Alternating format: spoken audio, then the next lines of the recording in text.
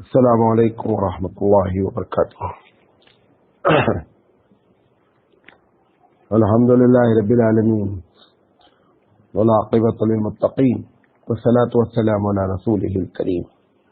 محترم حضرات، ہم منیات اسلام پر آپ سے لگاتار بات کر رہے ہیں اور قرآن مجید میں کیا چیزیں منع ہے اس پر ہم بات کر رہے ہیں، اور آج اس کا سیریل نمبر 105 ہے۔ سورہ نساء میں اللہ تعالیٰ ارشاد فرماتا ہے کہ یا اہل الکتاب لا تغلوا فی دینکم۔ یہ ایک اسلامی فلسفہ اور پالیسی ہے کہ دین میں غلو مت کرو۔ دین میں غلو کرنے کا مطلب یہ ہوتا ہے کہ جو چیز اللہ نے جتنی بتائی ہے اتنا عمل کرو۔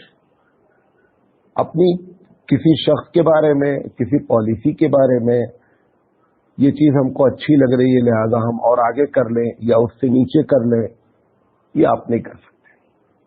جتنے بھی احکامات اللہ تعالیٰ نے بیان کیے ہیں اس میں زیادتی نہیں ہونی چاہیے، خاص کر جب آدمی کسی سے محبت کرتا ہے، جیسے نبی کریم صلی اللہ علیہ وسلم سے امت سب سے زیادہ محبت کرتی ہے، تو اس محبت میں غلو نہیں ہونا چاہیے۔ کتنی محبت کرنا ہے؟ اتنا محبت نہیں کرنا ہے کہ اللہ کے برابر لے جا کے کر دے، اللہ سے نیچے رکھنا ہے۔ شیخ نادی نے کہا کہ عبادت خدا بزرگ توئی قصہ مختصر، کہ اللہ کے بعد آپ کا درجہ ہے لیکن آپ اللہ نہیں ہیں، نہ اللہ کے برابر ہے نہ آپ اللہ ہیں۔ اب ہماری کوئی بھی ایسی چیز، کوئی بھی ایسا کام کہ جس میں معلوم ہو کہ نبی کریم صلی اللہ علیہ وسلم کو ان کے مقام سے اونچا اٹھا دیا گیا ہے، تو یہ کیا ہے کہ یہ غلو ہے۔ اسی لیے شرک کو ظلم کہا جاتا ہے۔ غور سے سنیے، قرآن مجید کہتا ہے کہ ان الشرک لظلم عظیم، شرک بہت بڑا ظلم ہے۔ تو اردو والے سمجھتے ہیں شرک اور ظلم کیا ہے، اس میں کون سا ظلم ہم نے کیا ہے۔ ظلم کی جو پریبھاشا ہے، ظلم کی جو تعریف ہے وہ یہ ہے کہ جس کا جو مقام ہے وہاں سے اٹھانا اور جہاں نہیں ہے وہاں رکھ دینا۔ مثال کے طور پر ٹوپی ہے، ٹوپی کی جگہ سر ہے اور جوتے کی جگہ پیر ہے۔ ایک آدمی جوتے کے احترام میں جوتے کو اٹھا کر کے سر پہ رکھتا ہے اور ٹوپی کو پیریں باندھ کے گھوم رہا ہے، تو جوتے کا بھی آپ نے احترام نہیں کیا، جوتے کے ساتھ بھی ظلم ہوا۔ کیوں؟ کیونکہ اس کی جگہ پہ ہٹایا گیا۔ ٹوپی کے ساتھ بھی ظلم ہوا کیونکہ ٹوپی کی جگہ بھی ہٹی۔ تو اس کو کہتے ہیں کہ یہ ظلم ہوا۔ تو جب بندہ شرک کرتا ہے تو کیا کرتا ہے کہ جس بندے کے ساتھ شرک کرتا ہے اس کی جو جگہ تھی اس جگہ سے اس کو اوپر لے کے جاتا ہے۔ لہذا ہر شرک کیا ہوتا ہے؟ غلو ہوتا ہے، ہر شرک زیادتی ہوتی ہے۔ اب ایک آدمی عبد القادر جیلانی رحمۃ اللہ علیہ کے بارے میں بہت سے ان کے کرامات ذکر ہیں، اس میں سے 50 سے 60% تو جھوٹ لوگوں نے گڑھ رکھا، اپنے طرف سے بنا دیا ہے۔ کسی کی بھی کرامات اس وقت معتبر ہوتی ہے جب وہ خود لکھے کہ مجھ سے ایسا ہوا ہے، کیونکہ جس سے آپ سے محبت ہوتی ہے تو وہ اتنا بڑا بزرگ ہو یا نہیں، لیکن آپ اس کو بزرگ بناتے پھرتے رہتے ہیں پوری دنیا میں۔ تو کہتا ہے پیرا نمی پرند مریدا پرند پرند، پیر نہیں اڑتا ہے، مرید اڑاتا رہتا ہے۔ آج ہمارے پیر صاحب ادھر اڑ کے گئے، ادھر اڑ کے، پیر صاحب اڑے ہی نہیں تھے۔ تو کیا ہوتا ہے کہ آدمی غلو کرتا ہے، حد سے زیادہ بڑھتا ہے۔ اب عبد القادر جیلانی رحمۃ اللہ علیہ جیسی شخصیت، حالانکہ بہت ہی توحید پرست انسان ہے، وہ ایسی باتیں ان کے بارے میں کہ ناممکنات میں سے ہے، انسان کے بس میں نہیں ہے۔ سب سے بڑی بات آج بھی آپ کہتے ہیں کہ عبد القادر غوث الاعظم ہے۔ غوث الاعظم کا مطلب یہ ہوتا ہے کہ سب سے زیادہ مدد کرنے والا، سب سے زیادہ مدد کرنے والا اللہ ہے۔ سب سے زیادہ مدد کرنے والا کون ہے؟ اللہ۔ آپ یہاں پر بیٹھ کر کے ان کو کہتے ہیں غوث الاعظم، ان کی قبر کے پاس بم گرا، اپنی مدد نہیں کر پائے، 2-4 بم اٹھا کے پھینک دیتے امریکہ کے اوپر۔ ارے بھائی اتنا پاور ہے کہ 3000 کلومیٹر سے آپ کی مدد یہاں سے کرتے ہیں، ان کے قبر کے پاس بم آ کر کے گر رہا ہے، کیا کرنا چاہیے؟ 2 بم پکڑتے اٹھا کے ڈال دیتے، اپنے آپ سارے لوگ حیران ہو جاتے ہیں بم کہاں سے آ گیا بھائی۔ تو یہ آپ انہوں نے تو کبھی نہیں کہا کہ میرے اندر یہ صفت ہے، یہ صفت ہے، کبھی نہیں کہا۔ تو یہ اہل کتاب نے سب سے پہلے کیا، عیسائیوں نے کیا سب سے پہلے۔ عیسیٰ علیہ السلام کے بارے میں ایک ایک بات، پھر اس کے بعد جو دوسرا ہے دنیا میں شروع ہوا اسلام میں آنے کے بعد، وہ شیعوں نے کیا۔ حضرت علی رضی اللہ تعالی عنہ کے بارے میں حضرت علی سے کہا کہ آپ خدا ہیں۔ انہوں نے ہم کہاں خدا ہیں، ہم تو انسان ہیں یار، ہم تو ایک ہماری ماں ہے، ہمارے باپ ہیں، میں کیسے؟ کہا وہ آپ بولے نہ بولے کہ ہمیں بولتے آپ خدا ہیں۔ اب ایک آدمی یہ طے کر لے کہ مجھے ایک بات کہنی ہے، انہوں نے کہا جو لوگ خدا کہیں تو بدماش کو آگ میں ڈال دو۔ پورا ایک طبقہ تھا جو حضرت علی کو خدا بولتا تھا، انہوں نے آگ جلوایا، جلا کے ڈلوا دیا، ایک کو ڈالا۔ جب ایک کو ڈال دیا کہا اچھا بہت کہہ رہا ہے، کہا نہیں آپ خدا ہیں۔ پھر دوسرے کو ڈال دیا، اب وہ دو چار ڈال دیے گئے تو یہ پوری جو پارٹی تھی یہ سوچے آ رہے تھے ایک ایک کر کے سب کو بھون دیں گے یہ۔ انہوں نے کہا اچھا صاحب آپ خدا نہیں ہیں، وہ خیر توبہ کر لیے۔ اس کے بعد جب انہوں نے اپنی میٹنگ کی تو انہوں نے کہا دیکھو اب تو پکا ہو گیا کہ حضرت علی خدا ہے۔ کہا کیسے؟ کہا آگ کا عذاب کون دیتا ہے؟ اللہ دیتا نہیں؟ دیکھو اللہ ہے وہ، تبھی تو آگ کا عذاب دیے۔ تو جب آدمی کی کھوپڑی گھومتی تو کچھ سمجھ میں نہیں آتا ہے، جو غلط بات ہوتی ہے وہ بھی اس کو کیا نظر آتی ہے۔ تو سب سے پہلے زیادہ تر اس کو عیسائیوں نے کیا، عیسائیوں سے نکل کر آیا، اسلام میں جب آیا محمد صلی اللہ علیہ وسلم کے سامنے کبھی بھی ایسی بات ہوئی کہ جس میں آپ صلی اللہ علیہ وسلم کی ذات کو اٹھایا گیا، رسول اکرم صلی اللہ علیہ وسلم نے اسی وقت تو کہا غلط کہہ رہا۔ ایک بدو بیچارہ آیا تھا، ایمان نیا مسلمان ہوا تھا، تو ایسے بات ہوتی رہی، کیا بھائی آپ کی تو وہ شان ہے، ماشاء اللہ و ماشاء محمد، جو آپ چاہیں، جو اللہ چاہے اور آپ چاہیں۔ تو انہوں نے کہا یہ کیسے بات ہو گئی؟ اللہ جو چاہتا ہے وہ ہوتا ہے، بھائی میری چاہت میں تو چاہ رہا ہوں سارے لوگ مسلمان ہو جائیں، ہو رہا ہے؟ کہاں میری چاہت چلے گئی؟ میں چاہ رہا ہوں میرے چچا جان اسلام قبول کر لے، ہو رہی ہے میری چاہت؟ نہیں ہو رہی ہے۔ تو یہ آپ نے جملہ کیسے کہہ دیا ماشاء اللہ و ماشاء محمد، کہ جو آپ چاہیں اور جو اللہ چاہے اور آپ چاہیں؟ آج بھی آپ بولتے ہیں جملہ جو اللہ چاہے رسول چاہے، بے رسول، یہ شرک ہے۔ جو اللہ چاہے رسول چاہے، جو اللہ چاہے وہ ہوتا ہے، رسول کیا کرتا ہے کہ اللہ سے اپیل کرتا ہے، اور اب کیسے کرے گا؟ اب کیا ہے؟ لہذا ایسے جملے یہ سب غلو فی الدین ہے۔ تو غلو فی الدین کا نتیجہ کیا نکلتا ہے؟ شرک نکلتا ہے، اور شرک دنیا کا سب سے بڑا گناہ ہے۔ قرآن مجید کہتا ہے ان الشرک لظلم عظیم، یہ لوگوں شرک بدترین ظلم ہے۔ دوسری کا کہتا ہے ان اللہ لا یغفر ان یشرک بہ، کہ شرک کرنے والے کو اللہ کہتا ہے ہم کبھی نہیں معاف کریں گے، بقیہ جس کو چاہے معاف کر دے، لیکن شرک کرنے والے کو کہتے کیوں؟ نبی کی زندگی کا مشن، پہلا کام اس نے آ کر کے پوری زندگی میں ہر نبی کا پہلا کام ہوتا ہے کہ شرک بند کرو۔ اگر نبی کوئی بھی، ہمارے خاص کر ہمارے نبی کریم صلی اللہ علیہ وسلم اگر شرک پر بات نہ کرتے مکے میں آ کر کے، تو کوئی وجہ نہیں ہے کہ لوگ آپ کے اینٹی اور مخالف ہو جاتے، کوئی وجہ نہیں ہے۔ کیوں؟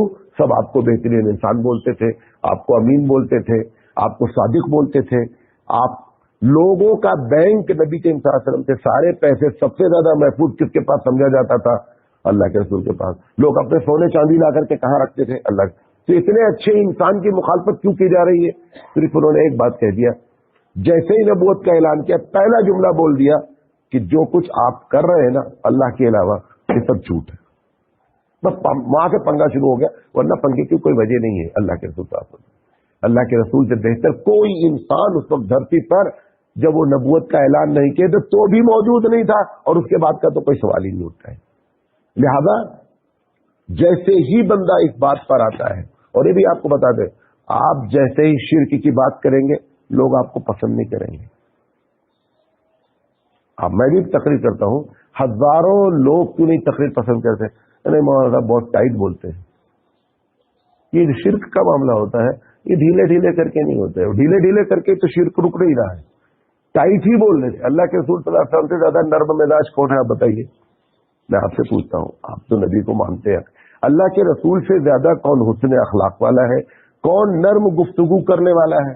اس کے باوجود جب شرک کے معاملے میں آتے ہیں تو کتنا ٹائٹ ہو کے بات کرتے ہیں۔ کیوں؟ شرک جاتا ہی نہیں۔ بہت سے ایسے جراثیم ہوتے ہیں باڈی میں کہ چھوٹی موٹی اینٹی بایوٹک کام نہیں کرتی، ہائی ڈوز ہی دینا پڑتا تبھی جا کر کے وہ ختم ہوتا بھائی، کیونکہ وہ جراثیم اتنا خطرناک ہوتا ہے کہ وہ چھوٹے اینٹی بایوٹک سے نہیں جاتا ہے، 2000 mg की देना पड़ता, तब जाकर के वो एंटीबायोटिक काम करती है। ऐसे ही शिर्क जब इस इंसान के अंदर होता है तो छोटी एंटीबायोटिक काम नहीं करती है। और लोग चाहते नहीं, क्योंकि हम बचपन में जिस मुल्क में रहते हैं खासकर, हमने देखा है लोगों को शिर्क करते हुए, तो हमारी भी आदत वही है। अब बंदा जब उसके खिलाफ सुनता है ना तो उसका पारा गर्म होता है। क्या हम इतने दिन से अब्दुल कादिर जिलानी रहमतुल्लाह अलैह को समझते थे कि मदद करते, और ये बोल रहे मदद नहीं करते। अरे मदद करते, सबसे पहले अपनी मदद करते भाई। हजरत अली को मुश्किल कुशा लोग कहते नहीं कहते। हजरत अली रजी अल्लाह ताला अन्हो के बेटे हजरत हुसैन करबला में शहीद हुए नहीं हुए? अपने बेटे की मदद नहीं की, तुम्हारी मदद यहां से करते 2500 किलोमीटर से।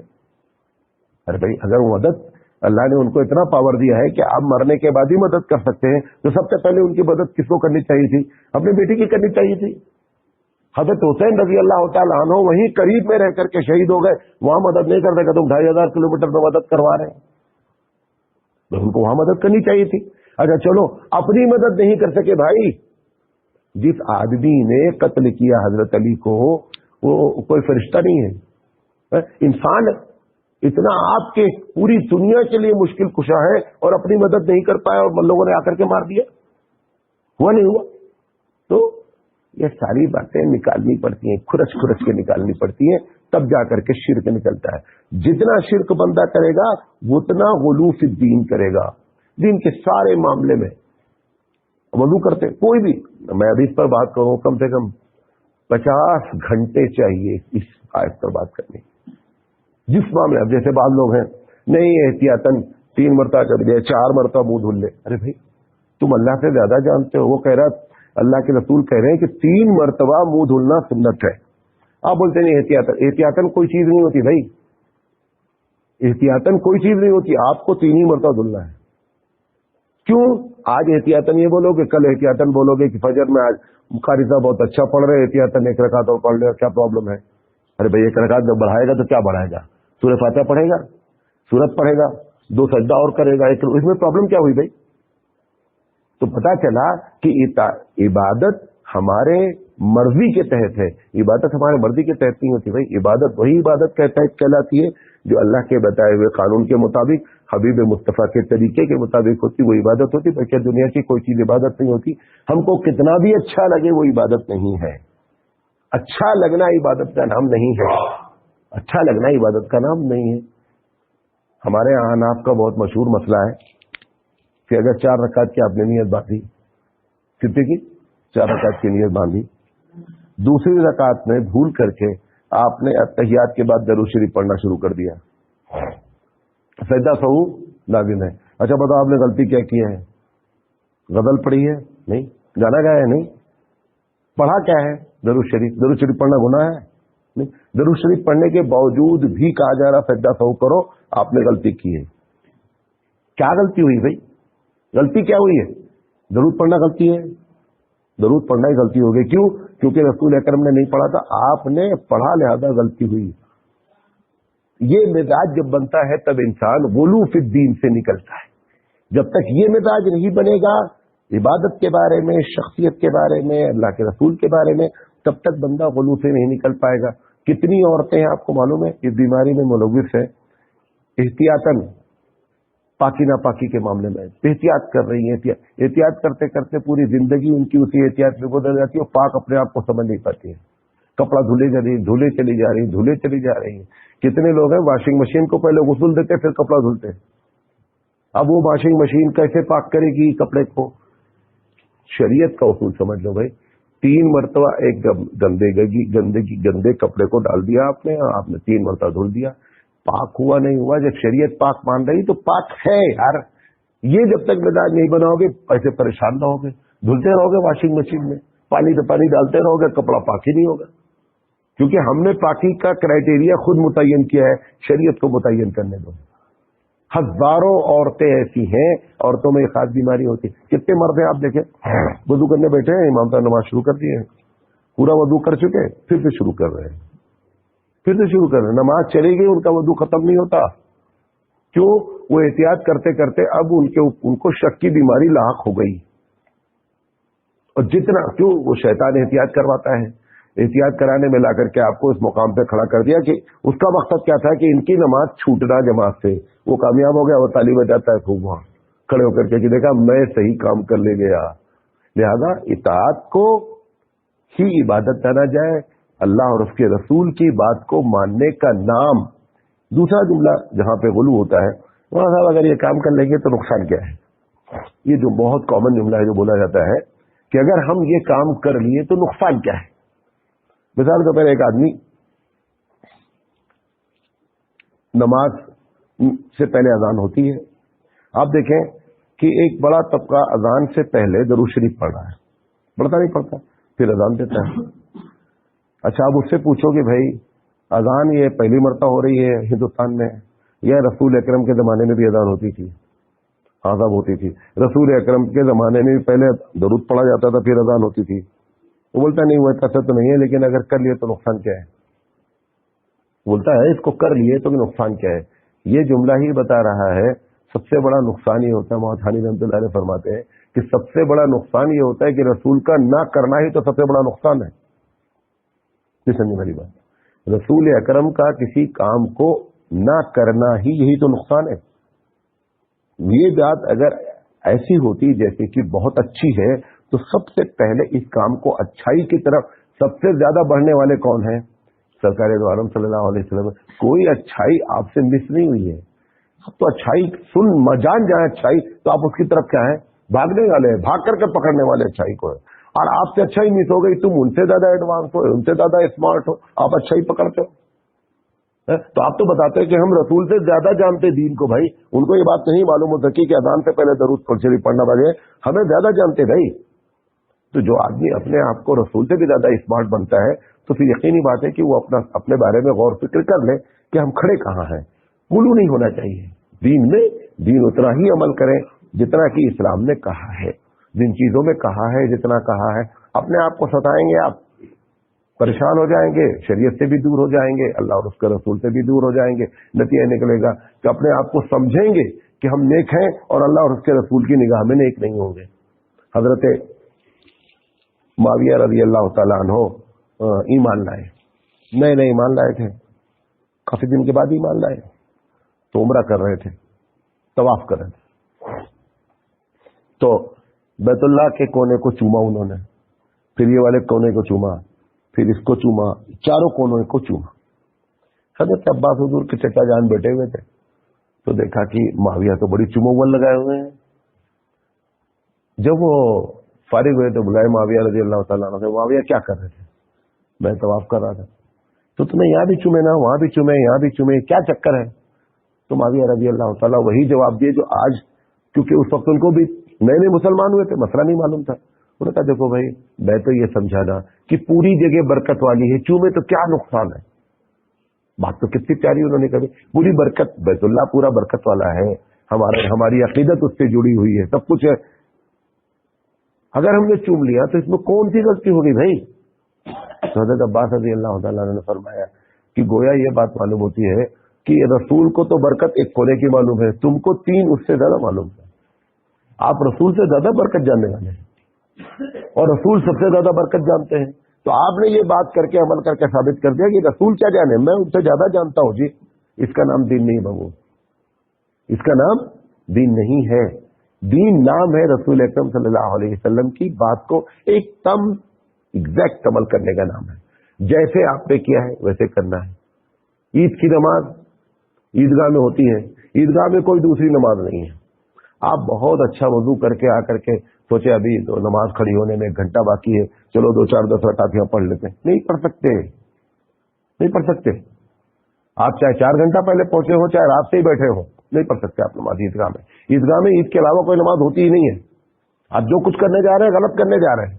حالانکہ جو بھی نماز پڑھیں گے آپ نماز میں کریں گے کیا, قرآن پڑھیں گے, تسبیح پڑھیں گے, سب کچھ اچھا ہی کام کریں گے, نماز نہیں مانی جاتی ہے. آپ کی نماز بھی, ہماری نماز بھی, ہمارے سارے اعمال رسول اکرم صلی اللہ علیہ وسلم کی جو سیل لگتی نا تب اپروول مانے جاتے ہیں, بقیہ اپروول ملتا نہیں ہے.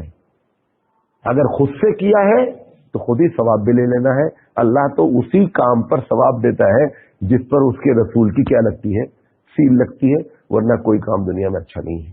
لہذا جو قرآن مجید کہہ رہا ہے کہ لا تغلو اپنے فی دینکم، کہ لوگوں دین میں جو ہے وہ غلو نہیں کرو، اس کو ایسے ہی رکھنے دو، رہنے دو، کبھی یہ 24 کیرٹ باقی رہ جائے گا، کیونکہ تھوڑا تھوڑا تھوڑا تھوڑا ہر آدمی اگر اس میں داخل کرے گا تو زمانہ آ جائے گا کہ پتہ ہی نہیں چلے گا کہ اوریجنل فائل کون سی ہے۔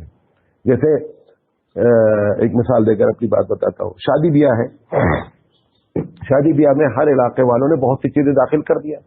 اب بہت سے لوگ پوچھتے مولانا اصل میں شادی کیا ہے؟ کیوں؟ کیونکہ آپ نے رسول کے طریقے سے شادی کو کمپلیٹ کیا کر دیا، ہٹا دیا۔ اب بندے کو معلوم ہی نہیں ہو رہی کہ اصل شادی کیا ہے بھائی۔ وہ پوچھتا ہے مولانا صاحب اس میں کیونکہ مہندی الگ کی جا رہی ہے، پھر منگنی الگ کی جا رہی ہے، بعض جگہ پہ جھکنی الگ کی جا رہی ہے، بعض جگہ پہ پوچھنی الگ کی جا رہی ہے، بعض جگہ پہ تلک چڑھایا جا رہا ہے، بعض جگہ پر ہلدی چڑھائی جا رہی ہے، ہزاروں چیزیں داخل کر دی گئی۔ تو اب ایک نوجوان جو بیچارہ دین کو سمجھنا چاہتا ہے وہ پوچھتا ہے مولانا صاحب اصل شادی کیا ہے؟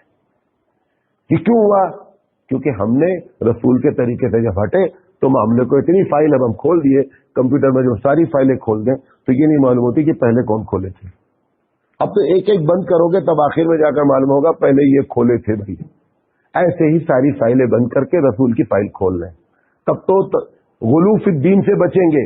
اور اگر اپنی زندگی میں فائل کھولنے کا ہمارا مزاج بن چکا ہے تو رسول کی فائل اب پتہ نہیں ہوگی، پتہ بھی نہیں چلے گا کہ کہاں چلی گئی۔ رسول اکرم کے نکاح کا طریقہ کیا ہے؟ آپ کی بیٹیاں ہیں، آپ نے نکاح کیا،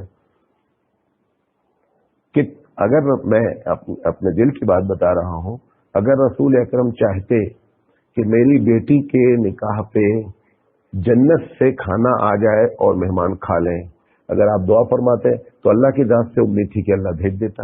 اگر عیسیٰ علیہ السلام کے لیے جنت سے دسترخوان آ سکتا ہے تو رسول اکرم کی بیٹی کے وقت پر بھی آ سکتا ہے۔ اللہ کے رسول صلی اللہ علیہ وسلم اپنا ولیمہ کیے، ایک آپ تو ایک کیے ہیں، اللہ کے رسول صلی اللہ علیہ وسلم 10 ولیمہ کیے۔